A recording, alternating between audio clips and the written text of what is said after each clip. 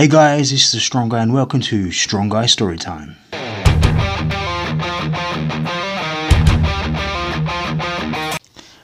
Welcome guys to the Strong Guy Storytime episode 3. In this one I'm going to read a story from the prose Edda entitled Thor's Fishing Trip. Now I'm quite passionate at the minute about Norse mythology, and so I'm looking forward to reading this for you guys. Hope you enjoy.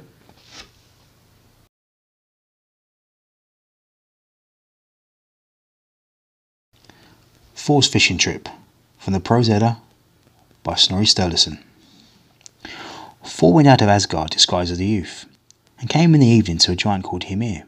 Thor stayed there that night, and at daybreak Hymir got up and dressed and prepared to go sea fishing in a rowboat. Thor sprang up and asked Hymir to let him go rowing with him. Hymir said that he would not be much help, as he was such a scrap of a young fellow. "You'll catch cold if I sit as long and as far out to sea as I usually do."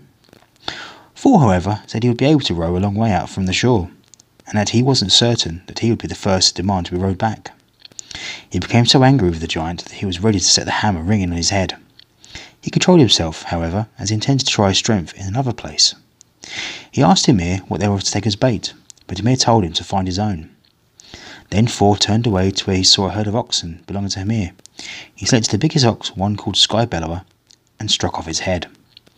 Thor took the ox head on board, sat down in the stern, and rowed.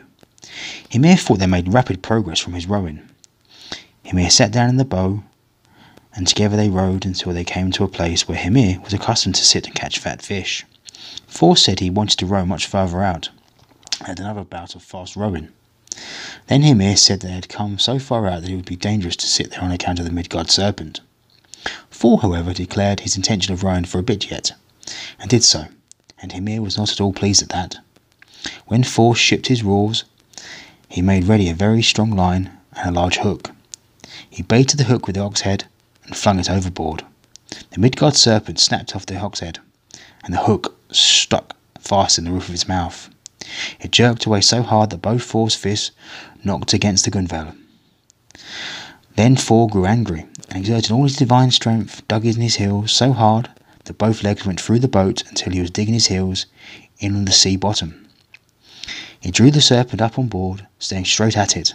The serpent glared back, belching poison. The giant Hymir turned pale with fear when he saw the serpent and the sea trembling in and out of the vessel too. That very moment that Thor gripped his hammer and raised it aloft, the giant fumbled for his bait knife and cut Thor's line off at the gunwale. The serpent sank back into the sea. Thor flung his hammer after it, and people say that it struck off his head in the waves. But the truth is that the Midgard serpent is still alive and is lying in the ocean. Thor clenched his fist and gave Hymir a box on the ear, so that he fell overboard head first, but Thor himself waded ashore.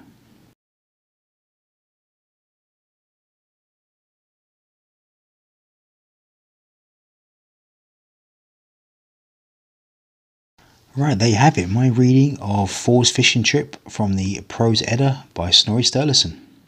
Hope you enjoyed it. Don't forget to like and subscribe, and comment below anything you want me to read, any speeches, any poems, any short stories. If you're a writer and you have your own stuff, feel free to send them away and I will be happy to read it out on this channel. So thank you for watching and I hope you enjoyed.